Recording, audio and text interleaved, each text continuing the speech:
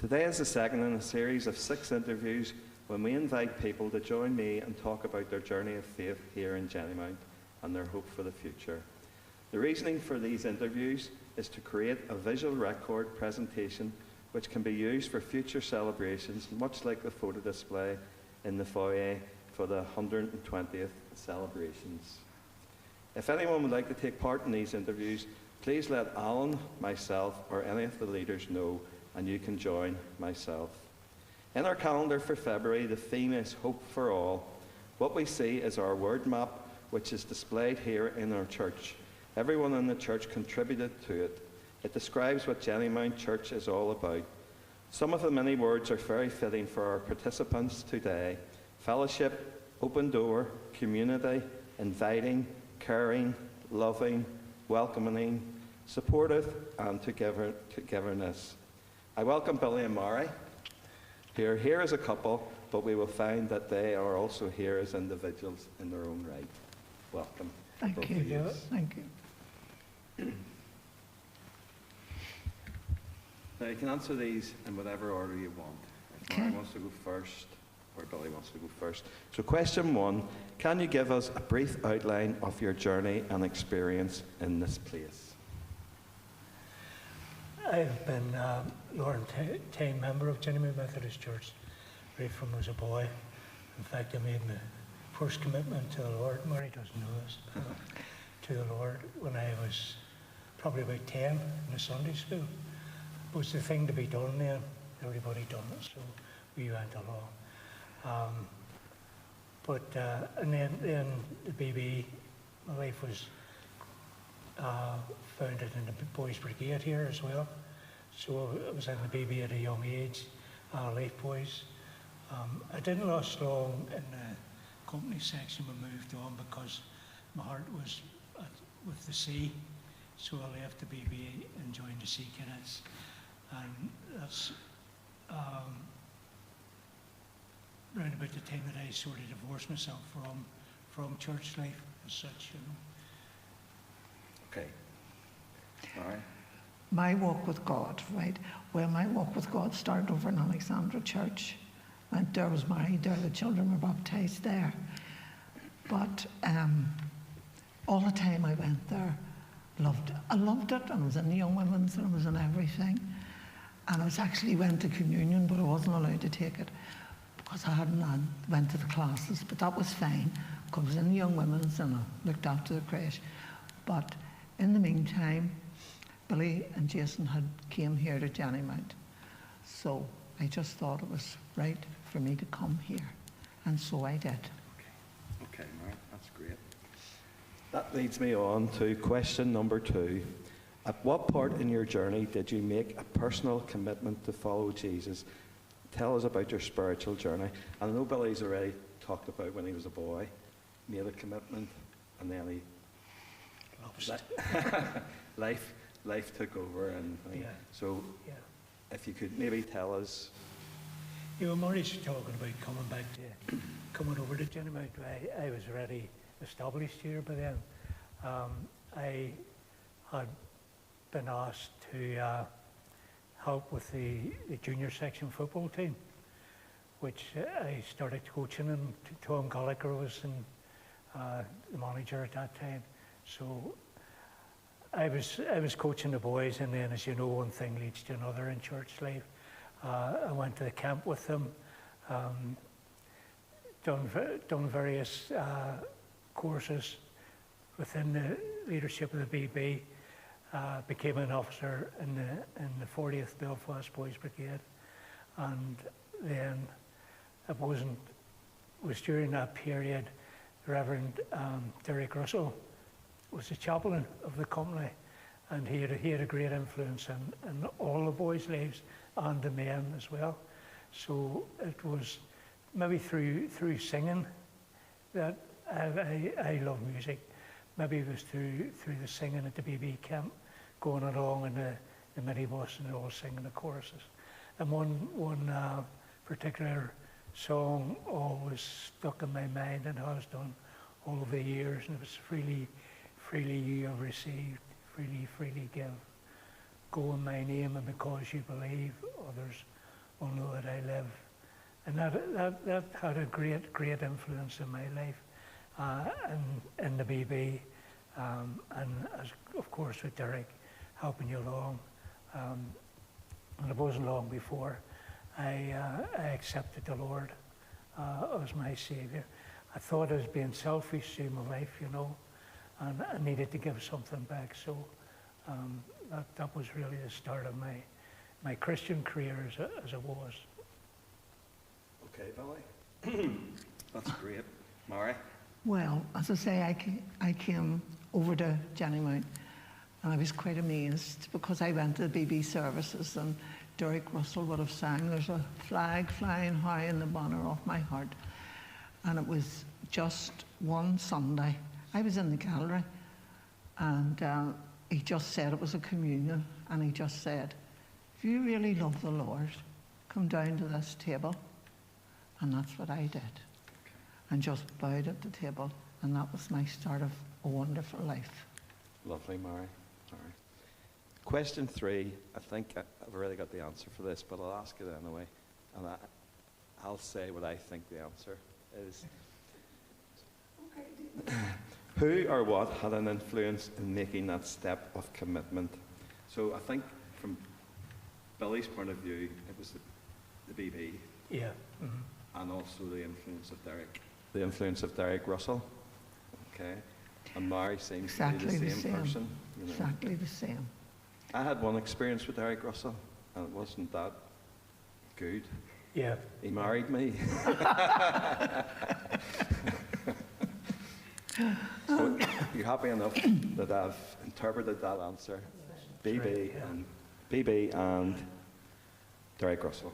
But then the development of that later in the Christian life, Mm-hmm. greater influences Reverend Sam Clements. Okay. You know, he was a marvelous encourager. Okay. Yeah, I think there's quite a few people would mention Sam Clements as being a factor in their walk. Question 4. Have you found that Jennymount has fostered a sense of belonging? The second part of this question is, you have and have had many roles here in Jennymount. Have you found these roles, opportunities, a way to serve others within and outside of the church? Well, when I first came here, I was absolutely amazed at the ladies baking. Susie Hogg, Meady Hayes, Wilma, all the ladies, Betty Clements. Mm-hmm. You know, they were great bakers. And they welcomed me very, very well. And I just loved it. And I really felt that I had come home because it was my niche. And I just loved being here. Yeah. I could tell you more, David. Yeah. I don't know how long I have. No, keep going, Is it Mary. okay? And I'll give you a kick then. Okay. Will you give me a kick, please? And then at that time, they needed a new roof. So we started a catering. We started a catering with all these ladies, like a Jessie Bruce, Alice McCall, all these ladies, you know, they were really keen to do baking. So we started a catering group, and we done that. We done for Grosvenor Hall, we did it for the conference, we did it for everybody. And while that was going on, we made £12,000, and that was for that roof. Brilliant. So really, God, this is my witness, God had sent me to Jennymount for what happened later in my life. And I thank God for him. Okay, that's lovely, Mary. Dolly? Well, many opportunities opened up for me, David, and I would sometimes refer to them as interruptions, because then they're interrupted by my life, my easy life, and with that, of course, went responsibilities. So I was more than happy to take on the roles that came up in the leaders board, and as I say, Sam Clements encouraging 4 of us to take up the local preachers course, and just events like that, and carrying on with the, of course, with the BB, as a BB officer and that, you know. And then along came the youth fellowship and Sunday night and the youth club. So when you're working with young people and children, it's a big responsibility, and we've seen that in our own GB, I believe. You know, the amount of effort and love that they put into that, and it can't be done half-hearted. So I felt a real belonging to the church, and That's brilliant, Billy. My next question also involves the two of you working together in the first step. But prior to the first step becoming a thing, that's not the right way to describe it. Yes, how it came about. But there was a need in the area, you know, for the first step, Yeah, you know, for the young people. Yeah. And probably you would have been involved along with Jim Watson and yourself and Karen and Julie. Julian, people. You know, at that time it wasn't drugs as such, but young people were doing glue sniffing and stuff. Yeah, that was the biggest problem, David, Yeah. the glue sniffing, yeah. So I think that leads me on to my next question, which is, can I explore the journey you took in the life of the first step? I have put down here, the Christian life can have its ups and downs, and I'm sure that was the case with the first step.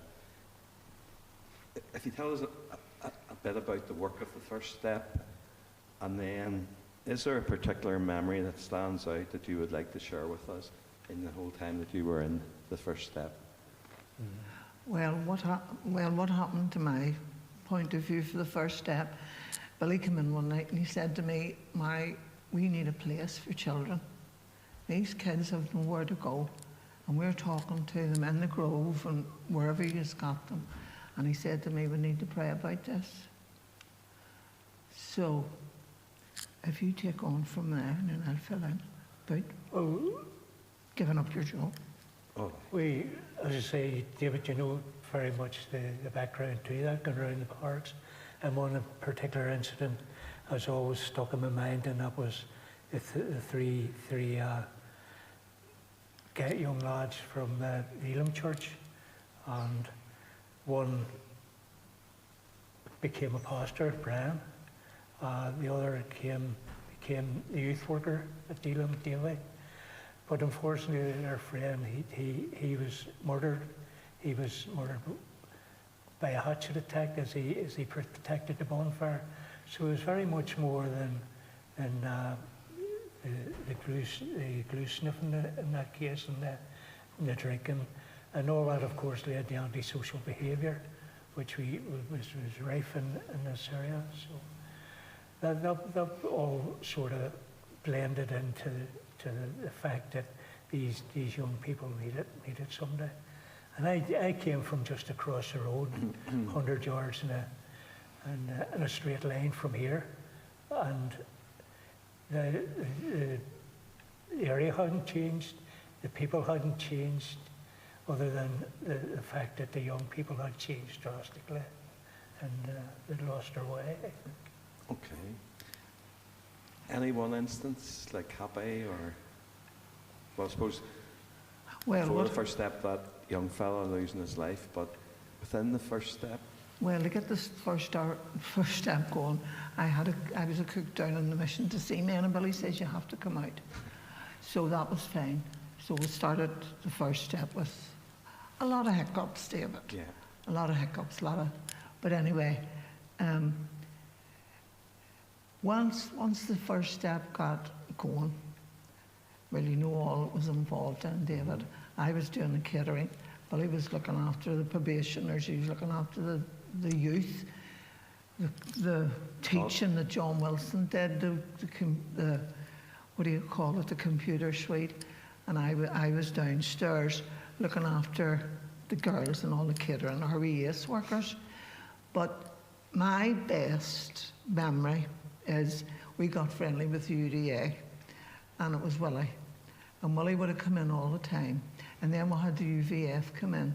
We didn't know what to work, but we had the two buildings then. Yeah. And then we had the police. Now they all sat together. And you see when they come in, you wouldn't have believed it. And I tell you, Willie's henchman said to me, that's a lovely, what's that mean? You know, it was footprints. And I says, that's Jesus carrying you, that says footprints. could I have a copy? We just lifted it off the wall and gave it to him. Brilliant. David, Billy and I could talk I know. Yeah. I know. forever about that. They were blessings. I know. Of course, Murray forgot to tell you when I scared the life out of her and I told her she was going to have to leave her job in a mission to seamen and help me operate the First Step Drop-In Centre. But we also got assistance from the probation board. And do you want to share about Ethel? About Ethel. Oh, and by this time, David Kilpatrick had come. Now, you all remember David. David was the instigator behind the whole thing. He was David was wonderful. We only had a wee coffee shop and he came in Marriott's time. We started to make stew and do fries and everything. And I must mention, because this church was great bakers, I had no problem getting dry bakes. So we did pensioners' lunch and everything. David used to come in and read the Sun and sit in the corner and have a bowl of stew. Wonderful days, wonderful days. Oh, what about the probationers? So Billy used to look after the boys. I looked after the girls that come in, but nobody knew what they had done because that was between Billy and I. The girls just accepted anybody because we had volunteers coming in. Do you know, like Catherine and Betty Wilson and Mida and Wilma, all the girls of our church, you know, they just come in and helped us. But anyway, we got this girl in, and she still lives along the road, very good friend of ours. And she came in, and she was a big girl, you know, and she came in. What do you want me to do? I says, well, will you tell you, see when a volunteer comes in here, they start in the kitchen. I see what you can do, you know, doing carrots, doing stew, or anything like that. No problem. She said, no problem. She started doing that, and then she started washing dishes. I think we had her for a few months, loved it. Got their meals and all, no bother with the girls. Girls just slept everybody. And when she was going out, she tells people this too. When she'd done her time, she came up to me and she says, you know, Mary, I was so glad I hit that peeler with a hammer. I wouldn't have met you. Big Alice lives along the hill. She's on a wheelchair now. Tells us all her business about her kids and all. They're good memories. Good. They're good memories. If I could just, Digress. for the people who've been watching this, a wee update on the First Step. As I say, Billy and Mary basically opened the First Step with the help of others Yes. way back in 1990s. 1990s. The early 90s. Okay. And it was so successful for many, many years. And then there was a wee bit of a downturn, and the centre lay empty for a couple of years. Yeah. But thankfully, Billy single-handedly got it up and running again. Yeah. And today, again, different uses for it. The Church of the Nazarene benefit from their Hope Shop. On the second floor, until COVID happened, the prayer centre was going very well, but after COVID, that ministry sort of ceased. But when Alan came, Alan and his co-worker, Breege, they do well.com. So the Yes. First Step is still operating today, Yeah. and that's good.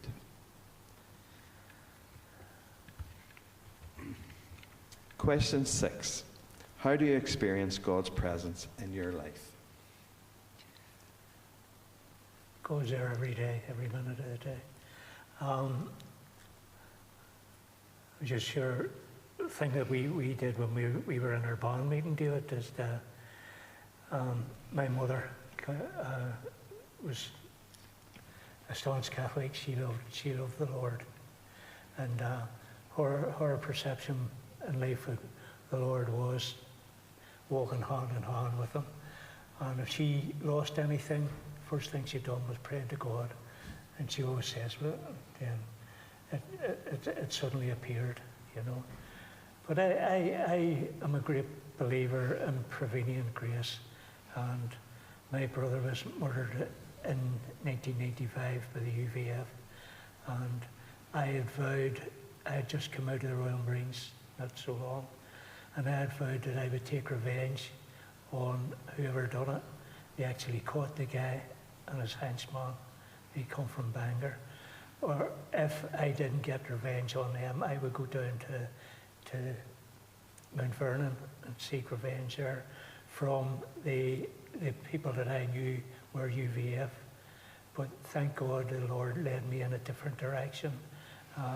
And through His grace, I was able to come to terms with that.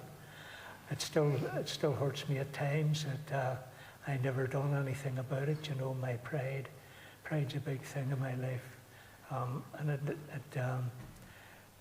I still agonize over it sometimes that I never done anything about it. You know, but by the grace of God, me and Him are sorting it out. Good. Mary? Yeah. How do you experience God's presence in your life? Well, David, I'll tell you. I go to the wee meetings, you know, the ladies' meetings and all this. And, you know, you look around this church and you just see so good of people. But all I can tell you is that the Holy Spirit just guides me. Because we had the band meeting, Mita, dear lover, had given up the MWI. And I thought, you know, we need a meeting here. So in our band, I said to girls, do you think we could have a wee lunch club or something? That was after a couple of years. And you know, He just gives me my heart's desire. Because I just love being with the girls. And I love listening to them. And most of all, I love feeding them. And this happens. And this is where I am at the minute, David. And I just thank God that He lifted me and He put me here. And He pulled out of me what was in me, because I didn't know, because I worked in a shirt factory and I hated it. But He pulled that out of me. And, do you know, I have a great life. Good. I have a great life. And I thank God, and for all the ministers that come here, and for you and Karen. And I'm going to share something very personal between, when we were in youth fellowship, Karen and David, I think you were only married at the time, and you came with Billy and I. We went down to Isle of McGee, and we were young, we were very young. And of course, Billy was always wanting testimonies, and he just said to David like that, David, give your testimony tonight. And he did it. Now, that was a long time ago, David. It was. Isn't it, love? And just, this is what it was about. And the kids just listened, and they did it. And I just thank God for you and Karen. Thank you, Mary. I fondly remember that weekend. I do. My only criticism is the girls were in the house and we were in the wooden shed. No, but they had 10 to a room. All right. We were on the floor, David. We were on the floor, weren't we, Karen? Yeah, you know. No, that's brilliant, Mary. And I just, again, for the record, from your band of 4 or 5 people, you now have a ladies' fellowship group of over 30 every week. Yes. And that's amazing. And they're not just church people from our church. No. Might be church people from other churches, but it's amazing. It is amazing. God pulls it out of you. Good. That's good. Question 7. You both have recently retired from church leadership, but I know that you're still very active in the life of Jennymount. In our previous interview with Jim, I asked him, what qualities are important as a church leader? What would you say? Well, I think both of them would say listening. Okay. You know, and there's a lot of people in and around the church of wee gripes, wee annoyances, and they never get a voice. They don't. And if we as leaders were just to go around and again and say, how's everything going? And they may tell us something that they would like done in the church, then you take it to leaders board, things like that, you know. It's listening to see what people's needs are, you know. Okay. For the leaders board, agree to disagree, David. Okay. Because we all love each other. And this is a wonderful church, and you're doing a wonderful job. And I just think, thank God, and I think it's good that we're the young ones. These young ones are coming in with new ideas, and just remember to listen to them. Yeah. No matter how strange it is or difficult, listen. Because you'll have people behind you. That's great. That's great. Maybe at the end of these 6 sessions, I'll put down the qualities of a good leader. I think Jim's was honesty, but I need to check back. But that's a beautiful one, listening. Yeah, integrity is a big one too. Yeah, yeah. You'd be glad to know this is the last question. And finally, what is your hope for yourself and for Jennymount? My hope for myself is that our son would come to know the Lord. Nathan and Amelie, Julie's family's fine. They're okay. They know the Lord. And for this church, just be as you are. Just be as you are. You're so open, and that's what it's all about. You see the people coming and the children, feel free. Yeah. Just be like that, David. I hope it'll continue, because it's continued nearly 40 years for Billy and I. Yeah, brilliant. Because there's good people here, and there's people here that work, but we need more. Yeah. We need more workers. Brilliant.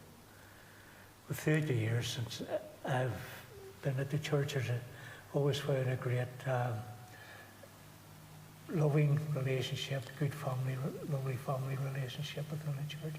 And my hope would be that that would continue. When I see people like yourselves and our GB, I keep going back to our GB because they're fantastic. When I see people like them and Alan and other young people slowly taking their position within the church, you know, the responsibilities, then my hope would be that that would continue. Yes. And I can see no reason why it shouldn't. Okay, Billy, thank you. Mary and Billy, thank you very much. It's been a pleasure. Thanks, Stuart. Okay. Thank you.